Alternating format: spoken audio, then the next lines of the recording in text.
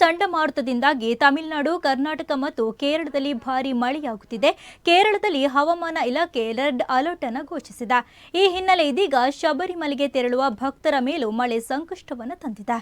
ಶಬರಿಮಲೆ ಪರಿಸರದಲ್ಲೂ ಶನಿವಾರ ಆರಂಭವಾದ ಮಳೆ ಸುರಿಯುತ್ತಲೇ ಇದೆ. ಕರ್ನಾಟಕ ಸೇರಿ ವಿವಿಧ ಜಿಲ್ಲೆಗಳಿಂದ ಶಬರಿಮಲೆಗೆ ತೆರಳಿದ್ದ ನೂರಾರು ಯಾತ್ರಿಕರು ಭಾರೀ ಮಳೆಗೆ ಸಿಲುಕಿ ಹಾಕಿಕೊಂಡಿದ್ದಾರೆ.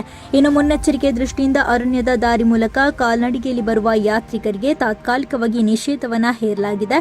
ಭೂಕುಸಿತ ಉಂಟಾಗುವ ಸಾಧ್ಯತೆ ಹಿನ್ನೆಲೆಯಲ್ಲಿ ಅರಣ್ಯ ಮಾರ್ಗವನ್ನು ತಾತ್ಕಾಲಿಕವಾಗಿ ಮುಚ್ಚಲಾಗಿದೆ. ಅರಣ್ಯದ ದಾರಿ ಮೂಲಕ ಕಾಲ್ನಡಿಗೆಯಲ್ಲಿ ಬರುವ ಯಾತ್ರಿಕರಿಗೆ ಕರಿಮಲ ಪುಲ್ಲುಮೇಡು ದಾರಿಯಲ್ಲಿ ಸಂಚರಿಸದಂತೆ ಸೂಚಿಸಲಾಗಿದೆ.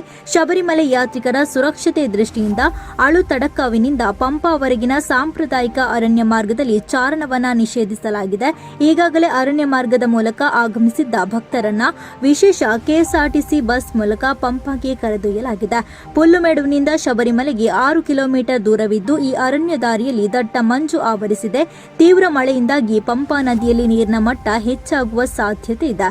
ಶಬರಿಮಲೆ ಪರಿಸರದಲ್ಲಿ 3 ದಿನಗಳಿಂದ ಮಳೆಯಾಗುತ್ತಿದೆ. ತಕ್ಷಣಕ್ಕೆ ಯಾವುದೇ ಅಪಾಯ ಇಲ್ಲವಾಗಿದ್ದರೂ ಮಳೆ ಪ್ರಮಾಣ ಹೆಚ್ಚಾಗುವ ಸಾಧ್ಯತೆ ಇದೆ.